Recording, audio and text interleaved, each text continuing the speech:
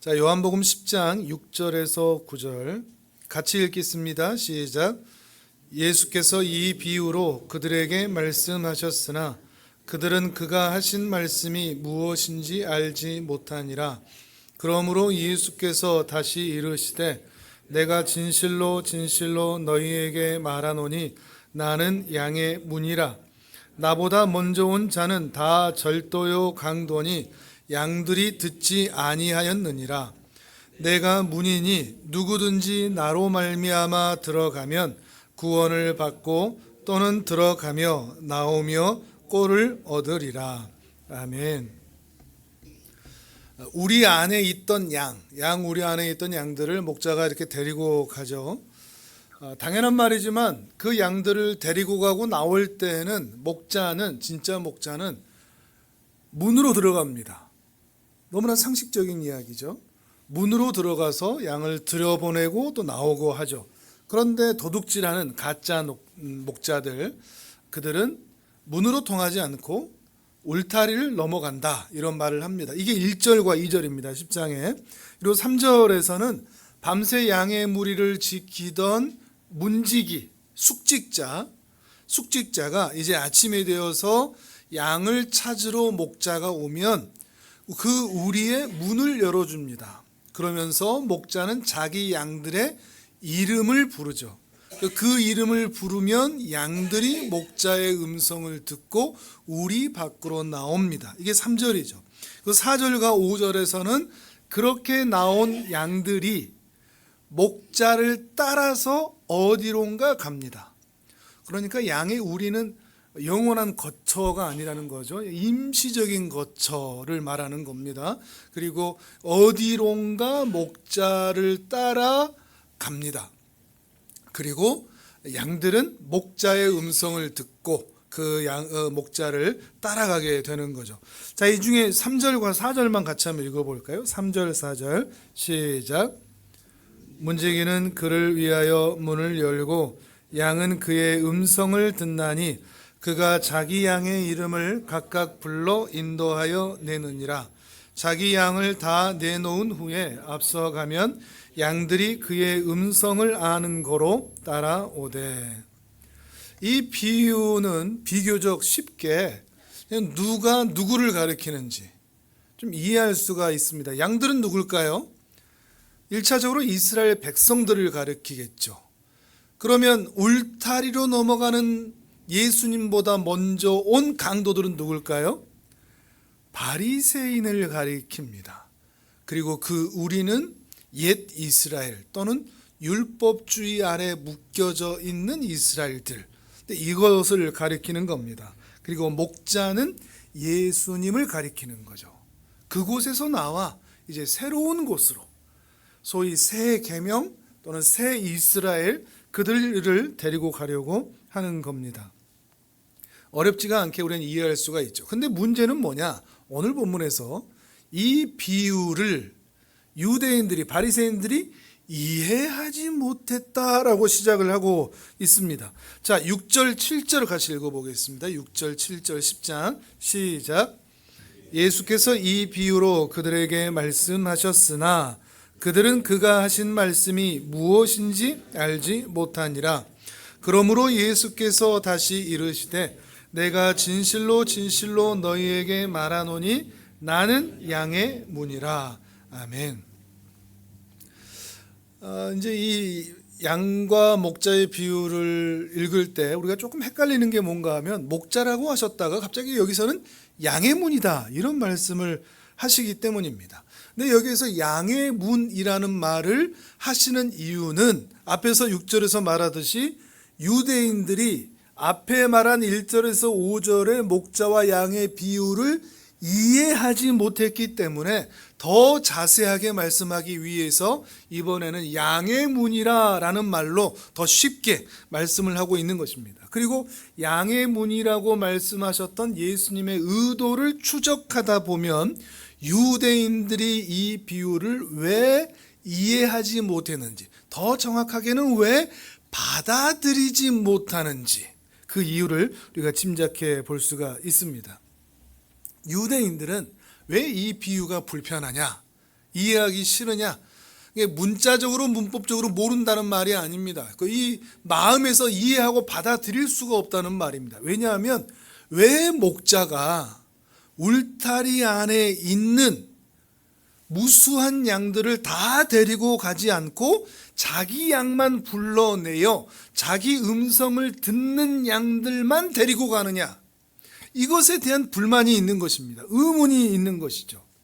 왜냐하면 유대인들은 지금 예수님께서 어떤 의도로 이 비유를 말씀하신지를 안다는 말이죠. 근데 유대인들이 가지고 있는 생각은 뭔가 하면 그 울타리 안에 있는, 곧 그들의 말로 표현하면 유대인의 총회, 그 총회 안에 있는데도 구원에서 제외되는 사람이 있으리라 라고 하는 것은 생각조차 하지 않습니다.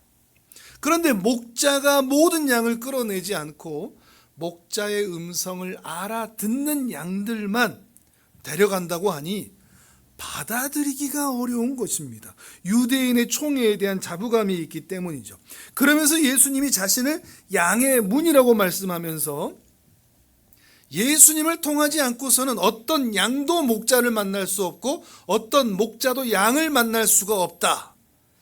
분명하게, 더 분명하게, 목자라는 개념보다 더 분명하게 목자와 양의 관계를 기초로 말하기 위해서 이 양의 문이라는 말을 하고 있는 겁니다.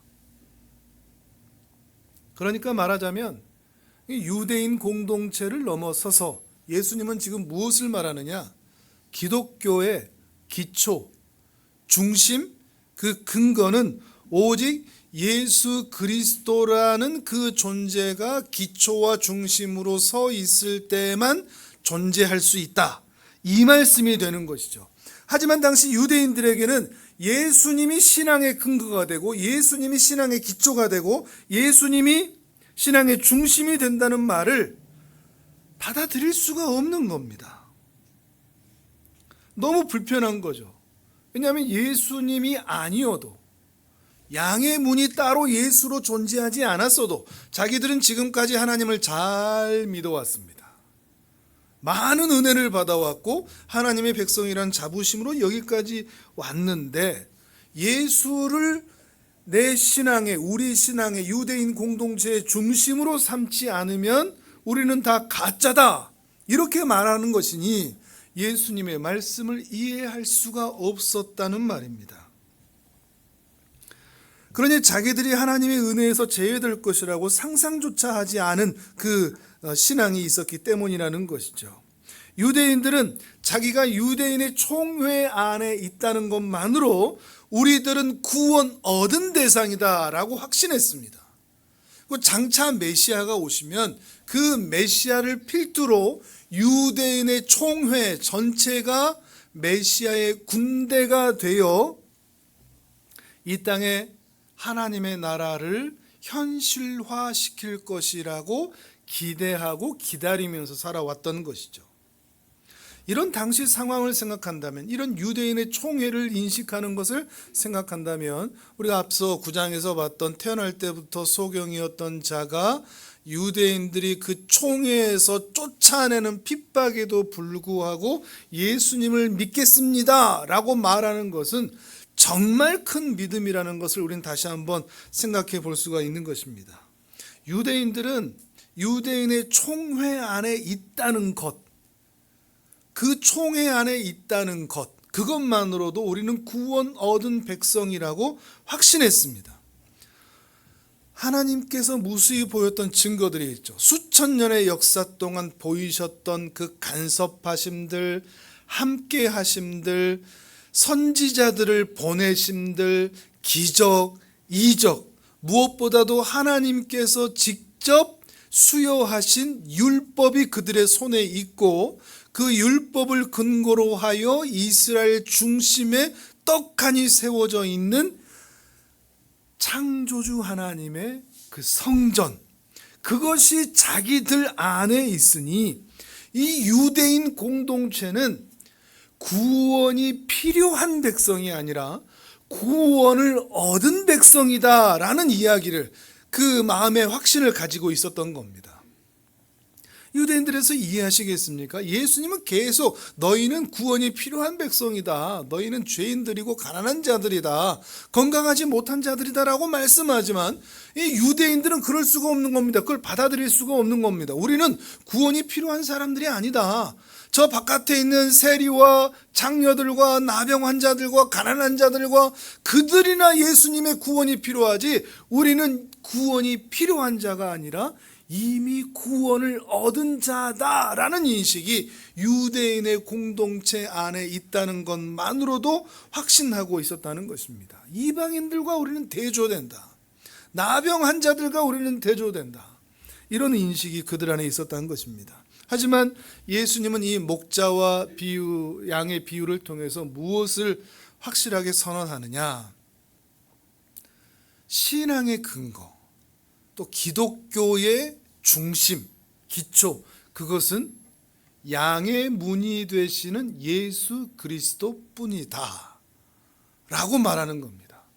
목자이신 예수 그리스도가 아니고서는 그 누구도 이 기독교라는 그 신앙 기반 위에 존재할 수가 없다, 이것을 말하고 있는 것입니다.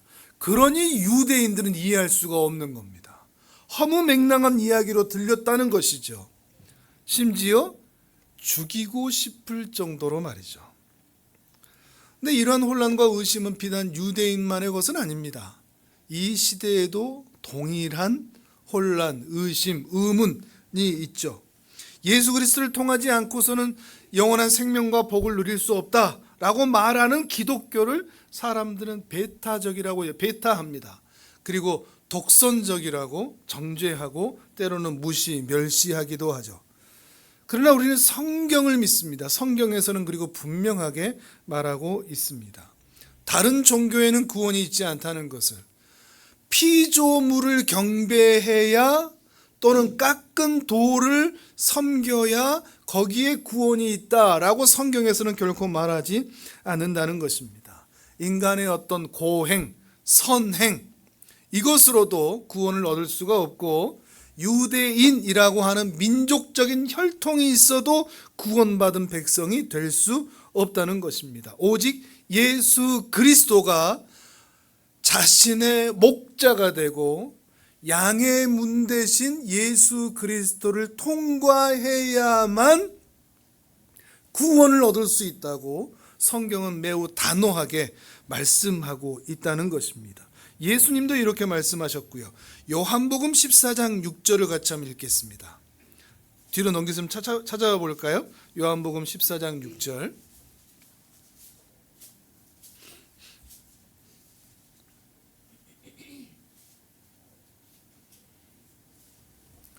요한복음 14장 6절. 자, 같이 읽겠습니다. 시작. 예수께서 이르시되 내가 곧 길이요 진리요 생명이니 나로 말미암지 않고는 아버지께로 올 자가 없느니라. 아멘. 종교다원주의라는 말이 있습니다.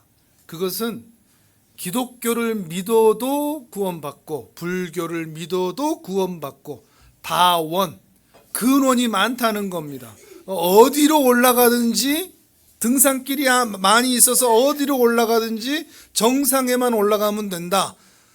그래서 많은 종교를 이해하고 다 받아들이자, 이게 다원주의입니다. 그러나 기독교는 다원주의라고 말하지 않습니다. 우리는 단호하게 성경을 통해서 하나님은 말씀하십니다. 내가 곧 유일한 길이다, 유일한 진리다, 유일한 생명이다 라고 말이죠.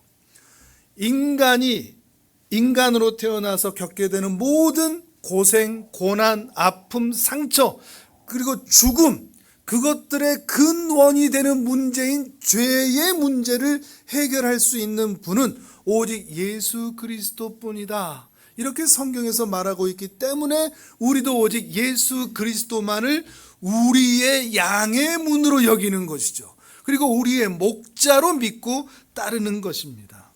그 예수 그리스도를 목자로 믿고 따를 때에야 우리를 괴롭히던 모든 죄의 문제들이 해결되고, 아담과 하와가 죄 짓기 전에 에덴 동산에서 하나님과 함께 거닐었듯이 우리도 죄의 문제가 해결되어야, 예수 그리스도를 통하여 이 문제가 해결되어야 우리는 하나님 나라에서 예수 그리스도와 그리고 하나님과 함께 동행하는 은혜를 얻을 수 있다라고 믿는 것이죠.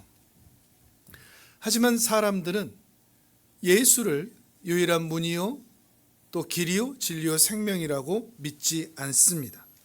오히려 반기를 들죠. 이게 세상 역사의 절반의 역사입니다. 한쪽에서는 예수님만이 진리다라고 말하고 있지만 나머지 전체는 예수님만이 진리가 아니다라고 해왔던 것입니다. 그 반기를 드는 세력들의 주된 주장은 무엇인가 하면 사람에게도 가능성이 있다라는 것입니다. 사람에게도 구원의 가능성이 있다. 그래서 인간이 지성을 개발시키면 신의 존재를 우리가 확인할 수 있다. 감성을 자극하면 우리 마음속에 있는 또 다른 존재, 그 심령을 확인할 수가 있다. 우리의 의지를 발동하여 열심히 살아내고 선행을 하고 고행을 하고 참선을 하면 우리도 의에 이를 수 있다. 우리 인간의 가능성을 주장해 온 것입니다. 그리고 근대에 이르러서는 과학과 의학의 발전을 통해서 우리 스스로 더 안전한 세상을 살아낼 수 있다라고 주장해 온 것이죠.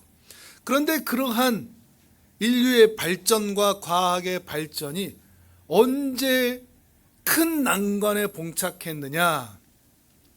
세계 1차 대전과 2차 대전을 겪으면서 사람의 지성과 의지와 감성과 과학의 발전과 이성의 발전을 통해서 하나님의 나라가 아닌 이 땅에서의 인간이 만든 유토피아를 기대했는데, 과학이 발전하면 발전할수록, 이성이 발전하면 발전할수록 이 세상은 잘 살아가는 것이 아니라 오히려 세계 대전을 통해서 그 발전된 기술로 무수한 사람들을 죽이는 것을 통해서 사람에게는 가능성이 없구나 하는 것만 오히려 발견하는 것입니다.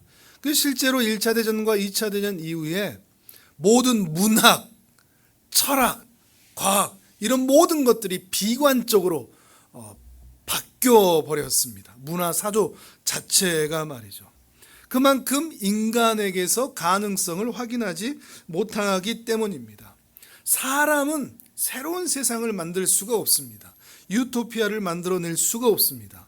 지금 우리는 대단한 AI 발전을 보면서 더 나은 세상이 만들어질 것이라고 기대하지만, 또 아무리 윤리적이고 도덕적인 그런 논문들과 주장들을 펼치면서 이렇게 하면 선행을 행할 수 있다라고 말하지만, 아무리 유능한 정치 지도자와 경제 지도자가 나오더라도 인간이 단 한 명이라도 존재하는 그곳에서는 탐욕과 욕망이 꿈틀거릴 수밖에 없다는 것을 우리는 모두가 다 확인하고 있는 것입니다.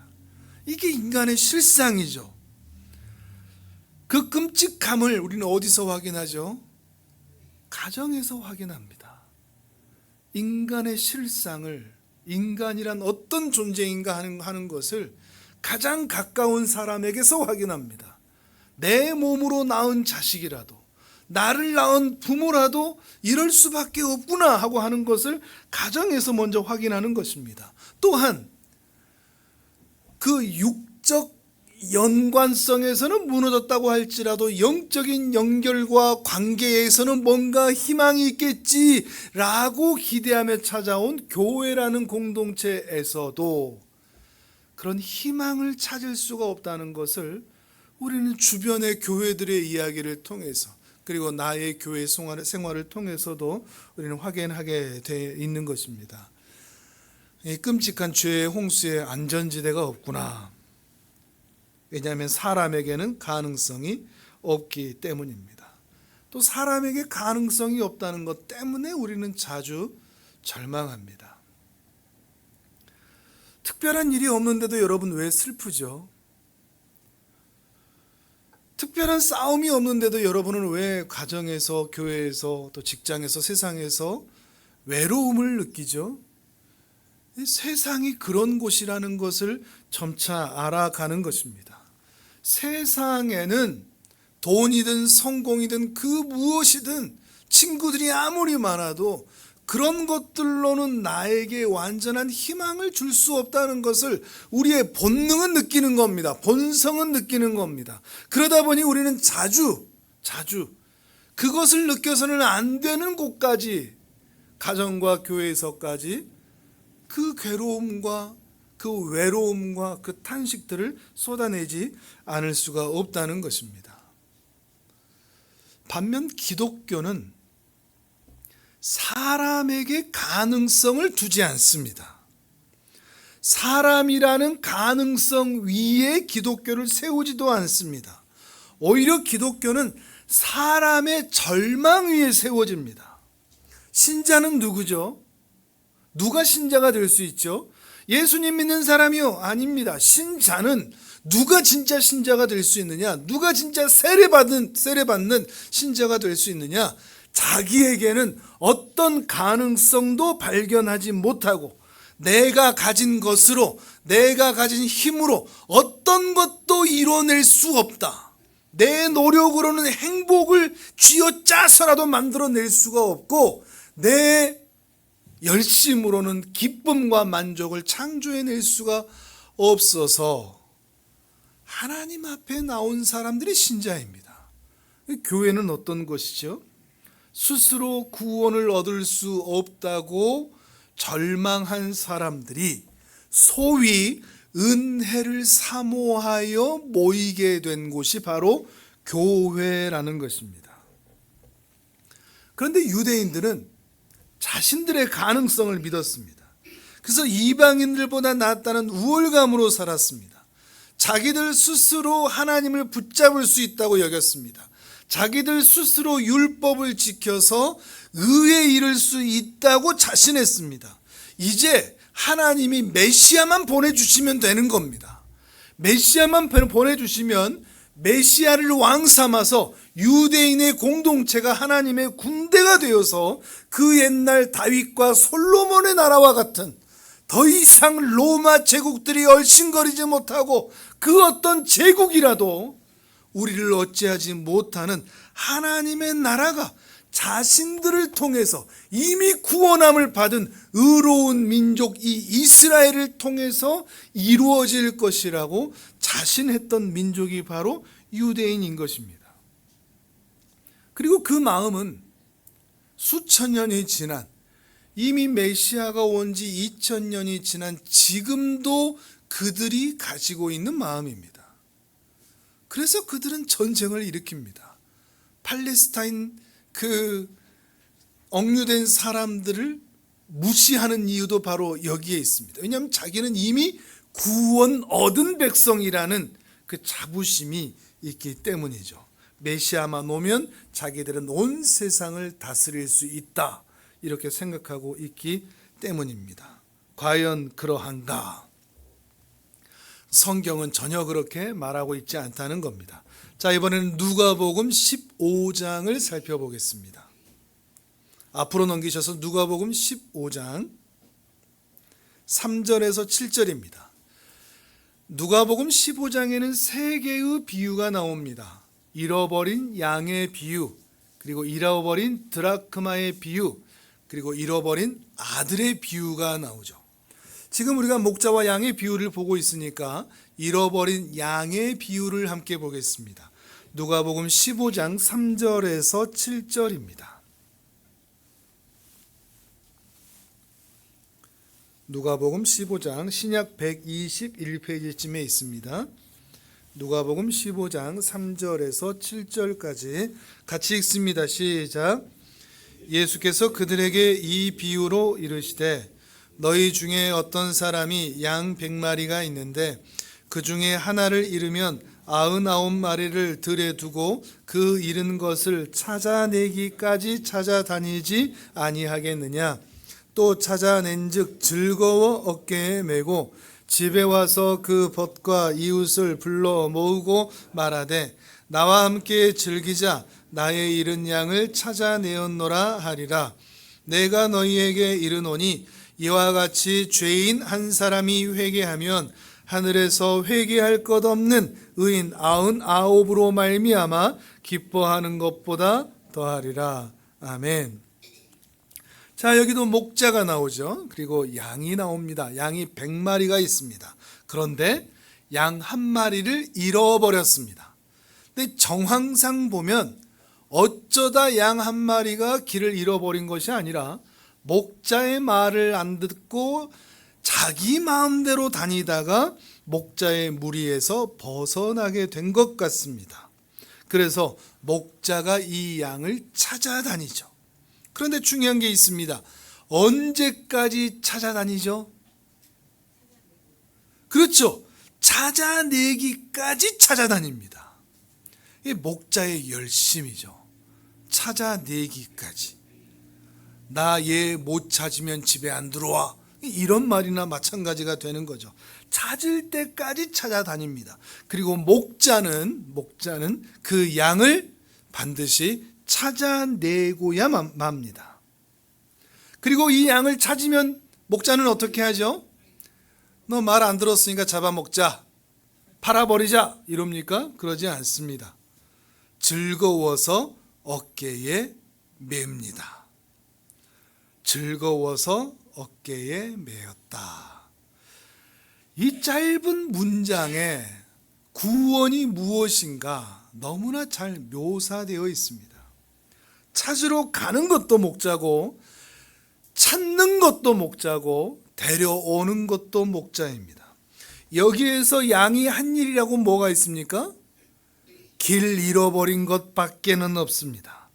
여기에서 양은 철저히 수동적입니다. 구원을 당하고 있으니까요.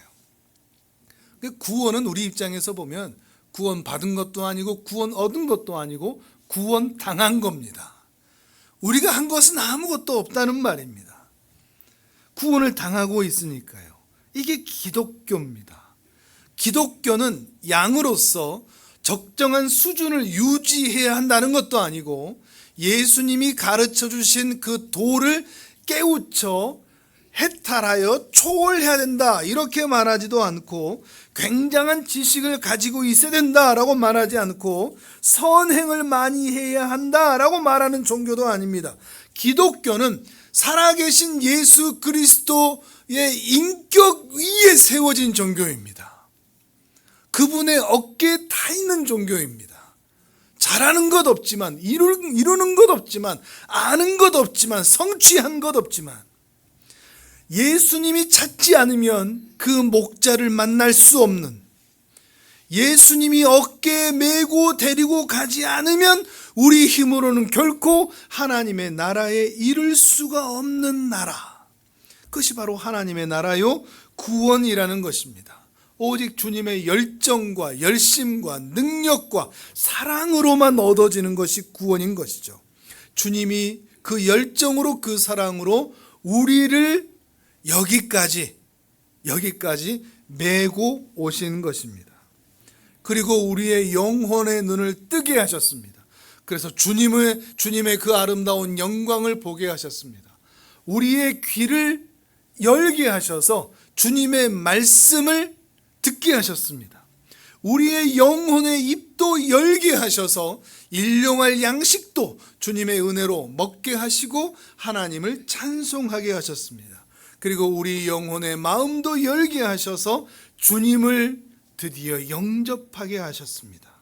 이것은 나의 의지 또는 나의 선택 또는 나의 실력이 아닙니다.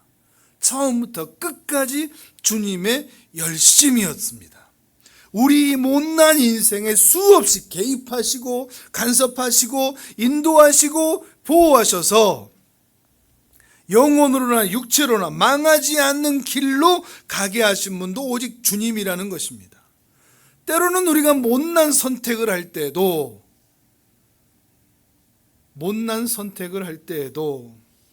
모든 것이 합력하여 선을 이루어 우리를 당신이 기뻐하는 자리로 데리고 오고야 마셨습니다. 그래서 우리가 오늘 이 자리에 있는 겁니다. 주님은 못난 우리를 어깨에 메고 다니는 것을 즐거워하시는 분입니다. 우리는 감히 주님의 어깨에 타 있는 것을, 주님의 인도하심을 받는 것을 못 견뎌 합니다. 감히 주님이 우리를 이렇게 하시다니요.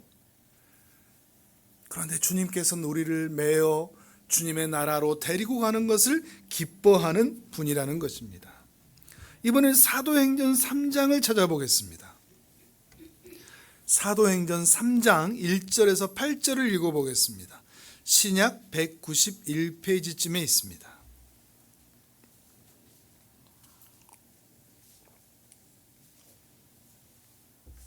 요한복음 뒤에 있죠. 사도행전 3장 1절에서 8절입니다. 이제는 예수님이 승천하신 이후에 제자들끼리 있을 때의 장면입니다.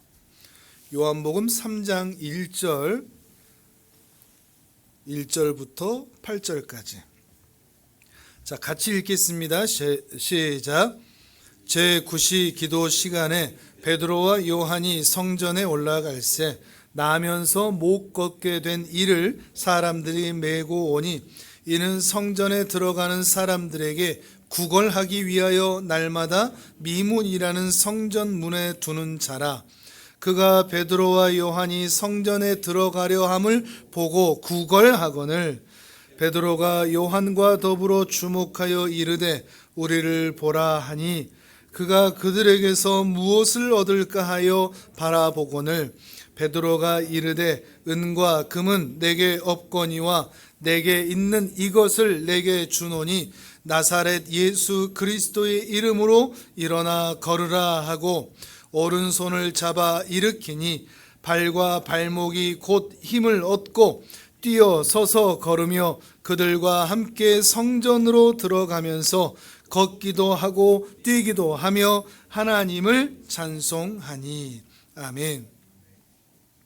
나면서부터 못 걸었던 자입니다. 태어나면서부터 앉은뱅이였던 자, 그가 다시 걷게 된 기적입니다. 이 기적도 매우 흥미롭습니다. 왜냐하면 이 사람은 낫고 싶다고 요청한 적이 없었습니다. 베드로와 요한을 봐도 구걸만 했을 뿐입니다. 또 이 사람이 하나님을 믿고 있다는 말도 등장하지 않습니다.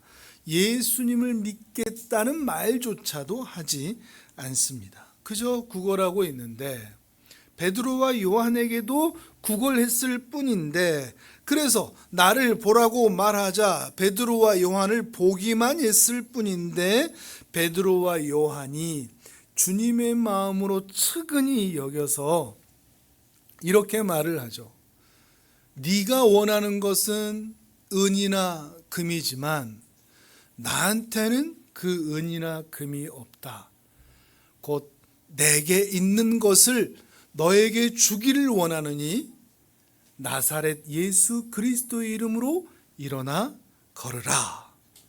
이 말을 하자 갑자기 발목에 힘이 생겨서 일어나 걷고 뛰어 찬송하게 되었다. 이런 말입니다. 희한한 이야기죠. 죄를 지어서 죄인인 것이 아니라 죄인이어서 죄인일 수밖에 없는 우리 인생인 것처럼 찬송하고 믿음으로 반응하니 걷게 뛰게 뛰어댄 것이 아니라 아무런 요청도 하지 않았는데 일방적으로 찾아오셔서 일어나 뛰어 하나님을 찬송하게 만드신 것입니다. 여기에서도 구원이 무엇인지 분명하게 보여주시는 것이죠. 구원은 우리 스스로 획득하거나 사모한다고 얻어지는 것이 아니라는 것입니다. 그래서 기독교는 항상 은혜의 종교라고 말하죠. 기독교에서 가장 중요한 단어가 있다면 그것은 은혜라고 말할 수 있습니다. 십자가마저도 삼킬 수 있는 단어, 그것은 하나님의 은혜입니다. 은혜에서 시작되고 있으니까 말이죠. 신자는 그런 의미에서 내가 무언가를 했다, 내가 무언가를 할 수 있다, 이런 말들과 이런 마음들과 늘 싸워야 합니다. 기독교 신앙에서 가장 위험한 것은 자기 힘으로 예수님을 만났다고 말하는 것, 자기 힘으로 예수님의 능력으로 여기까지 왔다고 말하는 것, 나의 능력과 나의 분별과 나의 노력과 나의 지성과 나의 열정으로 여기까지 왔다고 말하는 것, 이것이 가장 위험한 것입니다. 다르게 표현하면 예수님을 만날 때, 예수님을 믿을 때 좌절한 적 없이, 울어본 적 없이, 절망하지 않고, 낙심하지 않고, 포기하지 않고, 실패하지 않고, 그래서 항복하지 않고 예수님을 만나게 되면 언젠가 인생에서 정말 실패하게 될 때, 그때는 예수님이 나를 놓아버려서 나도 실패하는 것이다, 이렇게 오해할 수밖에 없다는 것입니다. 신자는 인생의 극심한 좌절의 터널을 지나오면서 예수님을 만난 자들입니다. 그래서 그 자리에서 100% 자기 절망을 경험한 사람들, 100% 자기 포기를 경험한 사람들, 인생에 대한 쓴 눈물, 내 인생 왜 이래? 하나님이 어딨어? 내가 무슨 구원을 받는다고? 나는 끝났어 라고 하는 절망, 바로 그 자리에서, 그래서 완전히 항복한 자리에서 예수님을 만나게 된 자들이 진짜 신자가 된다는 것입니다. 그래야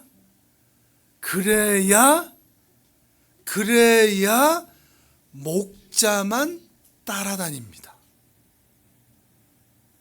그래야 내 마음대로 다니지 않고, 그래야 목자만 따라다니게 된다는 것입니다.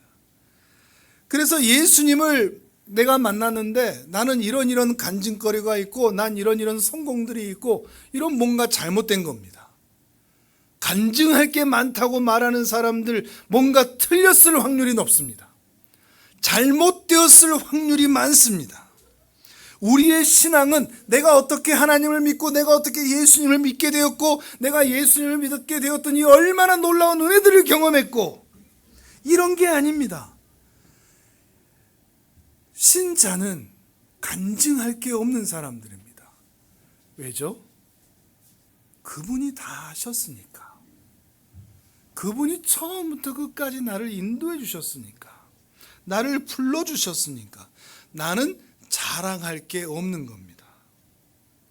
자랑할 게 있다면 그저 주님만 자랑하는 것이죠.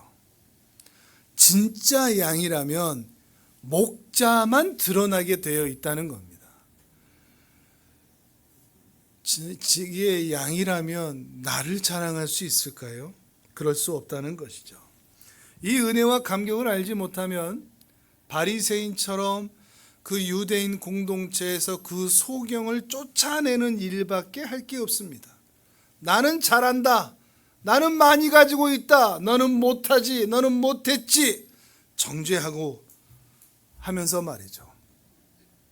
울타리를 넘어가는 강도가 될 수밖에 없다는 것입니다. 그러니까 여러분 자신의 신앙을 점검하고 싶다면, 난 신자다운가? 내 인격은 괜찮은가? 나는 어떤 업적에 있는가? 내가 어떤 수준에 있는가? 이런 것들로 나를 점검하는 게 아니라, 나는 내 힘으로 여기까지 온 사람이 아니다, 이게 있는가를 봐야 됩니다. 나는 누군가의 도움으로만 이 자리에 있을 수 있었다, 이걸 봐야 됩니다. 나는 철저히 예수님의 도움으로, 하나님의 은혜로 여기까지 왔다, 이 말을 할 수 있어야 된다는 것입니다. 신앙은 자기 자신을 기초로 쌓는 것이 아닙니다. 우리의 신앙의 기초는 오직 예수 그리스도의 십자가의 공로뿐입니다. 예수님은 처음부터 죽으러 오셨습니다. 왜요? 우리 스스로 구원할 힘이 없기 때문에, 예수님이 죽어야만 우리가 살 수 있기 때문에 예수님은 처음부터 우리의 가능성을 확인하러 온 것이 아니라 우리를 위해 죽으러 오셨다는 말입니다. 다른 방법이 없으니까요.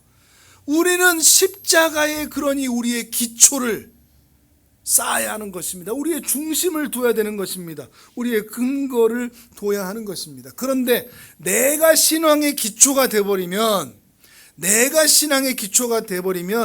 내 위에 아무리 신앙을 쌓았어도, 아무리 공덕을 쌓았어도, 내 위에 아무리 하나님이 있고 예수님이 있어도 내가 무너지면 무너지는 겁니다.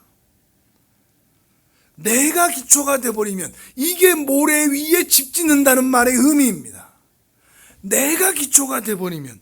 그러나 예수님의 십자가가 기초가 되면 내가 무너져도 무너지지 않습니다. 하나님이 기초가 되면 내가 실수하고 내가 자빠지고 내가 고민하고 번민하고 넘어지고 땅끝까지 바다끝까지 도망칠지라도 내 인생은 망하지 않습니다. 기초가 예수 그리스도가 되니까요. 내 인생은 붕괴되지 않습니다. 그러니 안심할 수 있습니다. 이 두 가지가 왜 중요하냐? 예수 그리스도가 기초가 되는 것이 왜 중요하냐? 십자가가 기초가 되는 것이 왜 중요하냐? 내가 기초가 되면 왜 망하냐? 이 사실을 아는 게 왜 중요하냐? 그래야 우리는 든든하게 살 수 있기 때문입니다. 내가 기초가 되면 망한다고요. 그 위에 아무리 신앙의 업적을 쌓고 하나님을 알고 수많은 은사와 재능을 가지고 있어도 늘 불안하다고요. 나 무너지면 어떻게 하지? 나 자빠지면 어떻게 하지? 그러나 예수 그리스도가 기초가 되고 반석이 되면 내가 실수해도 나는 괜찮은 겁니다. 내가 실수했는데, 내가 다 말아먹었는데 그래도 웃을 수 있습니다. 평안할 수 있습니다. 주님이 나의 기초가 되어주시니까. 그러면 우리도 이 다윗처럼 이렇게 노래할 수 있을 겁니다. 시편 23편입니다. 화면을 보겠습니다. 기초가 확실한 자의 고백이고 노래입니다. 이게 우리의 고백이 되기를 바랍니다. 같이 읽겠습니다. 시작. 여호와는 나의 목자시니 내게 부족함이 없으리로다. 그가 나를 푸른 풀밭에 누이시며 쉴만한 물가로 인도하시는도다. 내 영혼을 소생시키시고 자기 이름을 위하여 의의 길로 인도하시는도다. 내가 사망의 음침한 골짜기로 다닐지라도 해를 두려워하지 않을 것은 주께서 나와 함께 하심이라. 주의 지팡이와 막대기가 나를 안위하시나이다. 주께서 내 원수의 목전에서 내게 상을 차려주시고 기름을 내 머리에 부으셨으니 내 잔이 넘치나이다. 내 평생의 선하심과 인자하심이 반드시 나를 따르리니 내가 여호와의 집에 영원히 살리로다. 아멘, 아멘. 이 노래가 여러분의 노래가 되기를 바랍니다. 누가 이 노래를 부를 수 있다고요? 우리 주님이 내 인생의 기초가 될 때, 내 인생의 반석이 될 때, 산성이 될 때. 근데 이 반석은 언제 만들어진다고요? 편안하고 별 볼 일 없을 때는 인간은 그처럼 나태해지기가 쉽습니다. 별일 없을 때 사람들은 나쁜 곳으로 잘 쫓아갑니다. 부패하게 되죠. 그런데 괴로운 일을 만나고 슬픈 일을 만나고 포기하고 싶은 일을 만날 때, 다 그만두고 싶을 때 인간은 비로소 그 자리에서 인생에 대해서, 죽음에 대해서, 구원에 대해서 고민하기 시작합니다. 괴로워야, 고통스러워야 인간은 생각이라는 것을 하게 됩니다. 험한 사망의 음침한 골짜기를 지나면서 흘렸던 눈물 한 방울 한 방울이 내 마음에 주님의 사랑의 은혜의 물줄기로 쌓이게 되더라 하는 것입니다. 하나님의 선하심과 인자하심이 반드시 우리를 따를 것을 믿고 여러분의 미래의 소망을 그곳에 두실 수 있겠습니까? 주님이 내 뒤에 따라온다는데 내가 무서울 게 뭐가 있겠습니까? 실패를 두려워할 이유가 뭐가 있겠습니까? 주님이 앞서기도 하지만 내 뒤도 따라온답니다. 내 뒤를 다 봐주신답니다. 뭘 염려하겠습니까? 뭘 걱정하겠습니까? 그러니 여러분의 미래가 기대됩니다. 여러분 때문이 아니라 여러분 뒤를 따라오시는 주님이 계시기 때문이죠. 그리고 여러분은 반드시 승리할 수밖에 없습니다. 그 은혜를 붙잡고 끝까지 믿음의 길, 은혜의 길, 순종의 길을 걸어가면서 승리하기를 주님의 이름으로 축복합니다. 아멘.